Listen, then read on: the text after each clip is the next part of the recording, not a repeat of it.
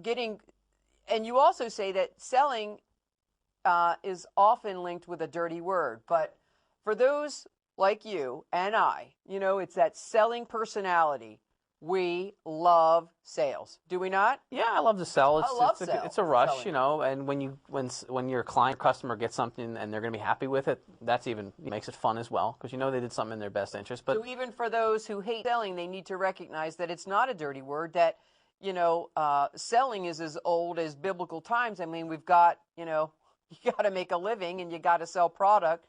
That's in demand. Yeah, and it's nothing to be scared of. It's really just something to embrace. And you don't have to be a natural at it. It's easily learned, and it's so just your a few lesson things. is to the business owner who doesn't like to sell or thinks it's a dirty word or doesn't know how to sell, that half the battle is learning to do it right and being comfortable with it.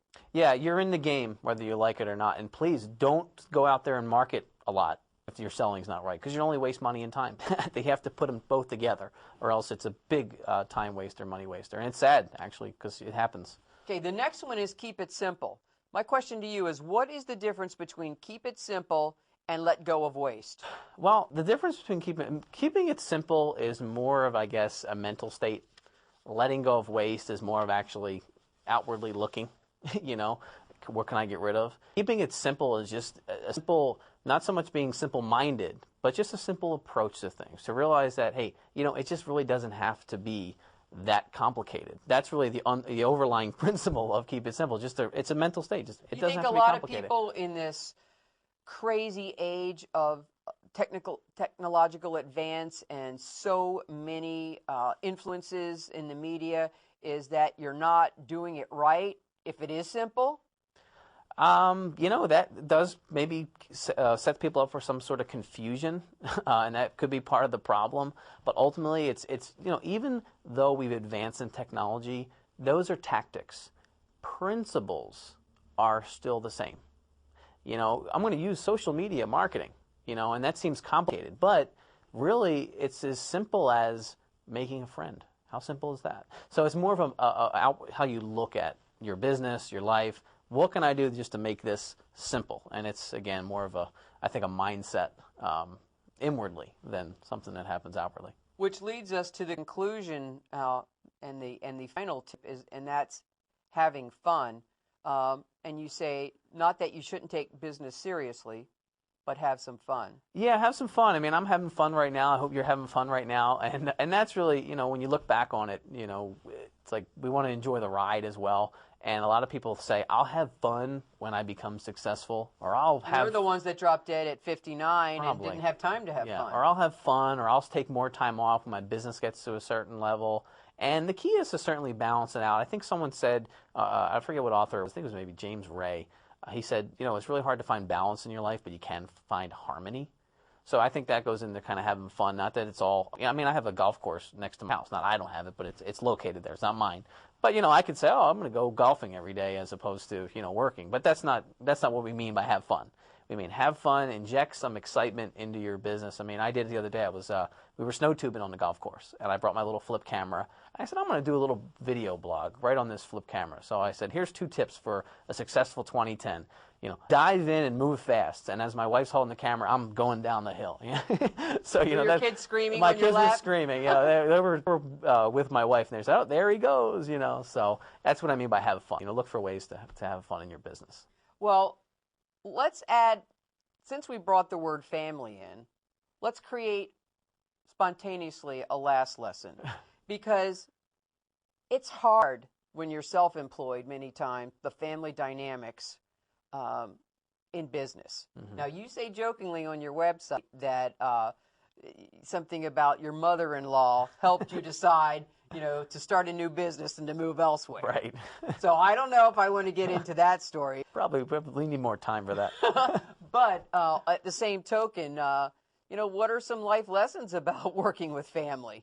Well, I worked with my wife for a little bit, briefly, and that was fun. We enjoyed that. Ultimately, we knew that she would pursue her career, and I would stay in the small business world.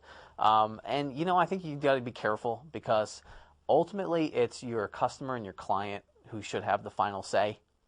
And you have to be careful about turning to family members for advice and saying, oh, what do you think about this? And because they're not your customer. They're not your client. So that's where some people kind of get I'll messed add up. one in that many times in family businesses, we see them everywhere, whether it's the local pharmacy or a HVAC company, whatever it is, learn to separate business from family. You know, that at the end of the day, at 5 o'clock or whatever time you leave, that business issue that you had, don't let it, curtail or influence your family relationships, as hard as that might be. You know, it's the kind of thing where leave work at the office when you go home and don't take it with you, sort of thing. Yeah, and that's, probably easier in theory than in practice, I'm sure. Yeah. It is, right? You know the feeling. And when my wife and I ran a business together, one thing that we did without quote unquote exploiting our family, our niche was other families. So it was very easy for us to identify with them. So of course, if there's a harmonious, balanced working relationship between mother-in-law, daughter, father, brother, husband and wife, then hey, use that as part of your marketing. Now, your book, Motion Before Motivation, written by yourself and self-published, it has its own website. And for those in the viewing audience who would like to read it or invite you to speak at other business engagements, where do they do that?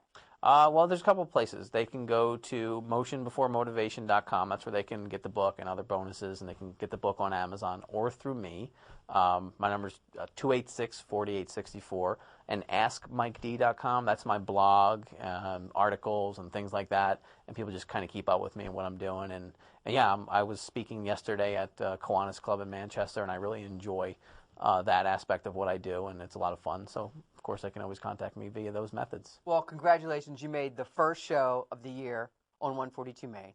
Well, Thanks for having me. Okay, appreciate that. Thanks for watching this edition of 142 Main. The inability to breathe, snot pouring out of your nose, it's a real hairy business. As a firefighter, I'm a student of the weather, and I've noticed that there's a change that's occurred in the last several years. We're having many more large and damaging fires. Sometimes thousands of fires will occur. If the climate changes and we don't have the water we need, California could dry up and blow away. Kenny, quando você table de multiplication mo dégg? 3 et 3. 3 fois 2, 6. 3 fois 5, 15.